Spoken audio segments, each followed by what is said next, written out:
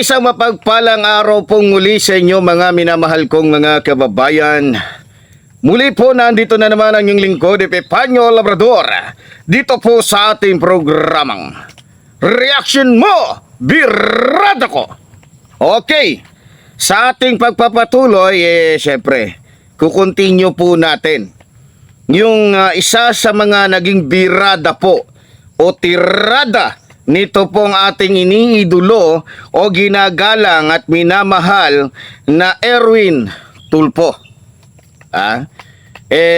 Kanina po, yung una nating episode ay pinakita po natin doon, pinalabas natin kung papaano po turuan ng leksyon nitong ating minamahal na Congressman Erwin Tulfo. Ito pong tolongges, gaga, pokpok na si Maharlika. At hindi lamang pokpok, kriminal pa, katulad ng kanyang mga amo. Okay, sa oras mong ito ay pag-uusapan po natin at bibigyang reaksyon yung karugtong po ng video na ipinalabas po ni Congressman Erwin Tulfo. So eto't panoorin po natin mga minamahal kong mga kababayan. Kini-question ho ako ng ilang basher, mga troll. Diyos ko po, sabi, may karapatan pa ba yan tumakbo bilang senador, bilang mataas na opisyal ng bayan natin, walang kredibilidad, walang integridad. Kung pagiging TNT ko ho, kung pagiging undocumented alien ko po, bawal po ako magsilbi. Bawal na po ako magtrabaho sa ating bayan na ginawa ko lang naman ho yun para mapakain yung mga anak ko, para maitawid yung mga anak ko sa paghihirap. Kung kasalanan ho yun sa tingin ho ninyo, then guilty po ako. Pero ito lang ho masasabi ko, wala po akong nilabag na batas dito sa ating bayan, wala po akong nilokong tao ni isang Pilipino. Maging sa Amerika nung nandoon po ako, wala po akong inistapa, wala po akong iniscam ng mga Pilipino, maging ng mga Amerikano. Wala po akong niloko. Yung nire-remit ko ho na pera dito ay galing po sa pagod at pawis ko, by Aljo. Iyan ho ang totoo. Kaya hindi po ako nahihiya. Bakit mo tinago for 20 years? Hindi po ipinangangalandakan ng mga mga undocumented alien, ng mga TNT. Pero hindi ko rin ikinahihiya by Aljo na once upon a time nag-TNT ako. Na once upon a time illegal alien ako. Once upon a time nagtrabaho ako na undocumented. Ayun no. Yung ibang mga kababayan ho natin, karamihan ho si mga nakaka-relate. Hanggang ngayon, marami po tayong mga kababayan tayo na nag-OFW na walang papel. Na tumatakbo sa Amerika. Mabuti nga ho kayo ngayon, swerte na. Meron na po marami ng bansa na pagpipilian, hindi lang Amerika. Meron po pupunta ng Dubai, pupunta ng Thailand, ng Singapore, ng Hong Kong. Tapos hinaharang dyan sa immigration. Pag tingin ng immigration officer, dududa sila na magta-TNT lang. Minsan hindi ko nasisisi yun, Bayaljo. Pumupunta lang yung mga yun para kumita, maghanap buhay. Hindi yung magwawalang hiya sa bansa na yun. Hindi yung sila magdadala ng kahihiyan sa bansa na yun. Pupunta sila doon para magtrabaho, para mapakain ang anak nila. I can relate, Bayaljo, kasi isa ako na ganon. Na undocumented OFW. Kaya nga naintindihan ko ho yun. Yung mga pinapauwi, yung mga nahuhuli doon, pinapauwi. I feel them, I can feel them.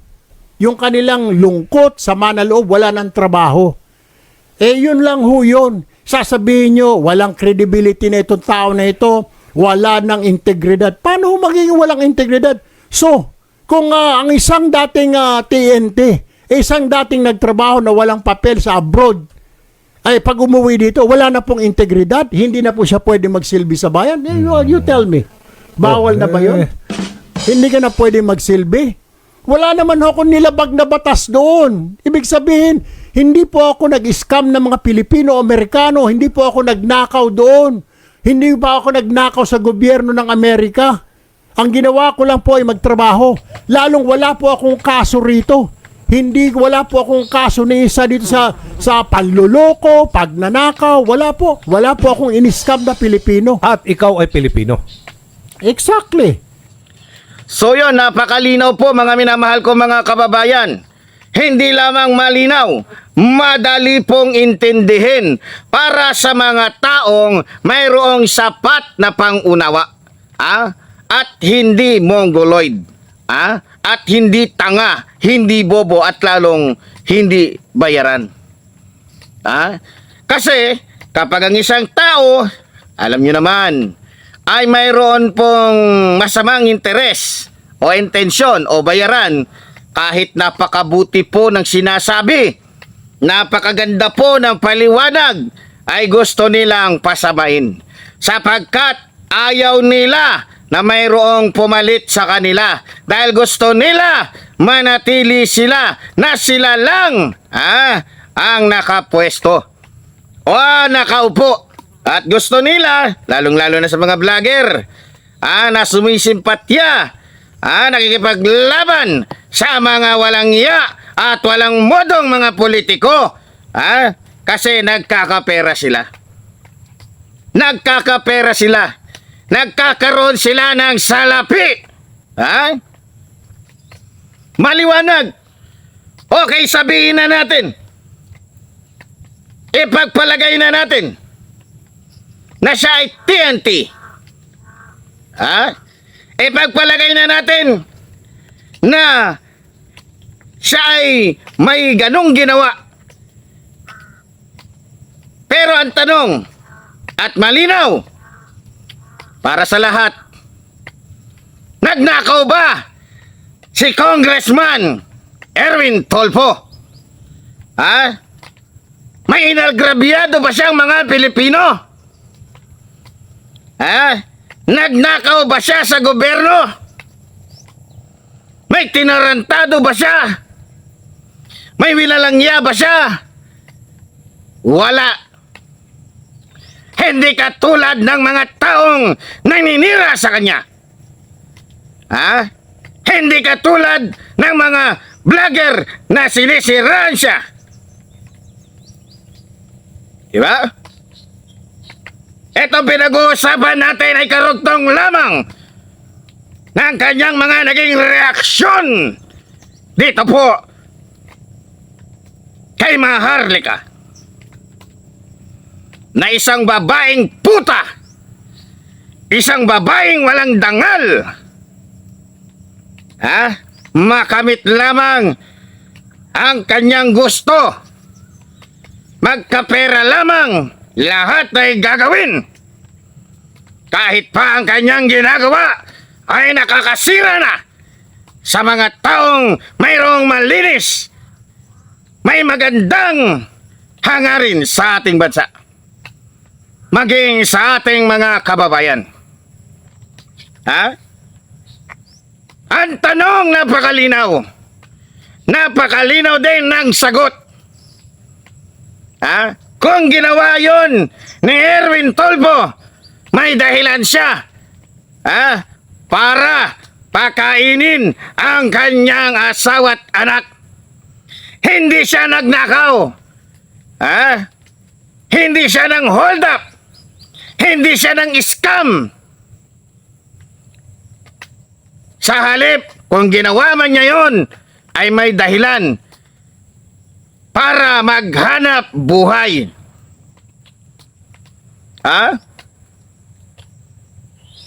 Yung iba dyan, legal na nakakapag-abroad, pero ang tanong, wala ba kayong inaagrabyado? Wala ba kayong inaabuso? Wala ba kayong tinatarantado? Yung iba dyan, pupunta sa ibang bansa, kompleto rekado, pero anong ginagawa? Pupunta doon sa ibang bansa para manloko. Pupunta doon sa ibang bansa para manloko ng ano? Ng ibang lahi. Kunyari, magpapakasal, pagkasal na, at naging American citizen na, divorce. Para may pagpatuloy lang yung kanilang sindikato o yung kanilang masasamaang gawain. Malamang ay alam nyo na kung sino ang aking sinasabi. At alam nyo kung sino ang aking pinapatukuyan sa sinasabi kong ito. Si Kibuloy, pupunta doon sa ibang bansa. Anong gagawin? Aakitin, magsasalita ng kung ano-anong magaganda tungkol sa salita ng Diyos.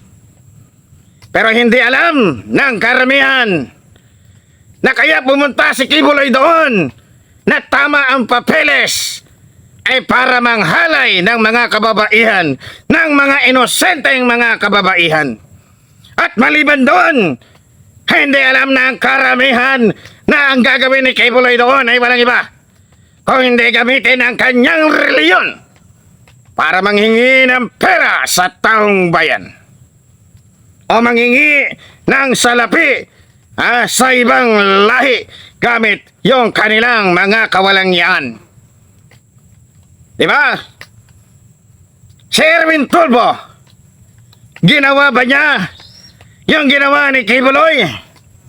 Ginawa ba ni Erwin Tulfo yung ginagawa ng mga kampo ni Kibuloy?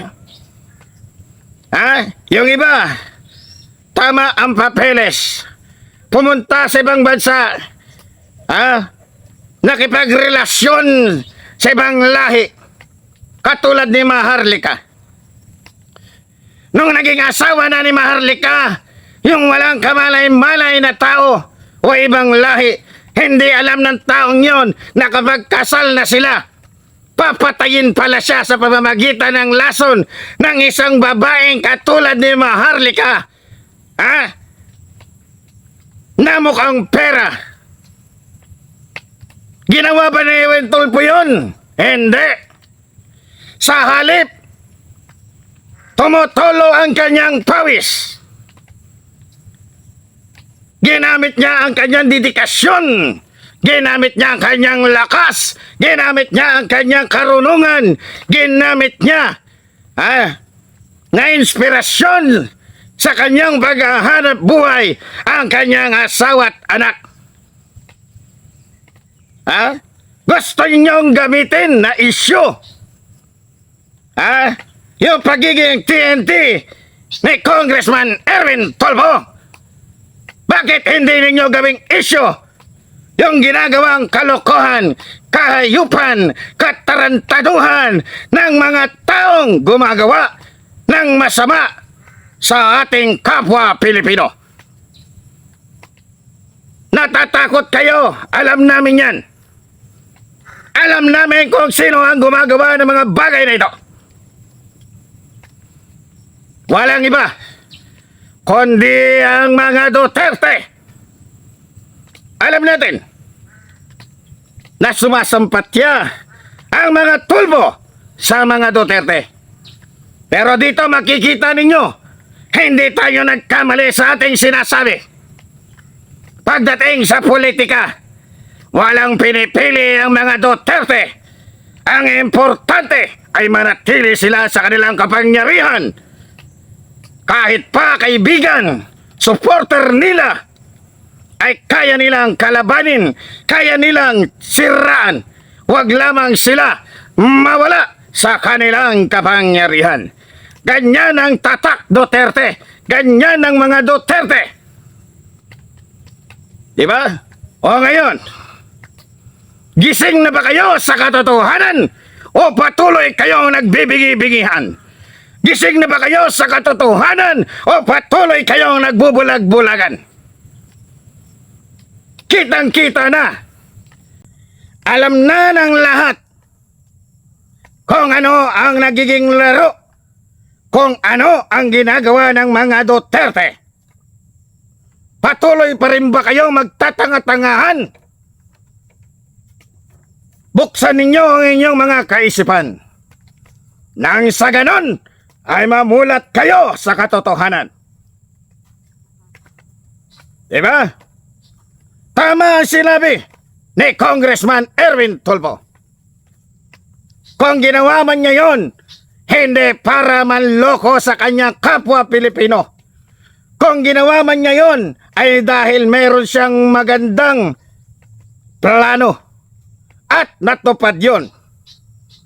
Sa loob ng ilang taon na si Erwin Tulfo ay nagtrabaho, lahat ng kanyang mga naipon ay kanyang inilagay sa negosyo na ngayon naman ay napapakinabangan ng ating mga kababayan o ng mga Pilipino na kung saan araw-araw silang nakakatanggap ng tulong mula sa ating minamahal na Erwin Tulfo. Ha? Sinong makakagawa sa ginagawa ng mga Tulfo? Sino? Turo ninyo. Sino ang makakagawa sa kanilang tunay na malasakit para sa mga Pilipino? Ha? Sino? Sino ang makakakita ng mga katulad nila? Umikot kayo. Halughugin ninyo ang buong bansa kung makakakita ba kayo ng mga taong katulad nila na mayroong malasakit, mayroong tunay na pagmamahal sa ating inang bayan. Ha? Maghanap kayo. Pag may nakita kayong ganong uring tao, titigil na ako sa pagbablog ko dito. Pero tandaan ninyo, hanggat nandito si Epifanio Labrador, hindi ako titigil na batikusin ang mga taong walang ibang ginagawa, kundi sirain ang mga taong mayroong mabuting kalooban katulad ng mga Tulfo. Kaya muli, tulad ng sinasabi ng iyong lingkod, mabuhay ang ating inang bayan. Mabuhay ang nagmamahal sa ating inang bayan.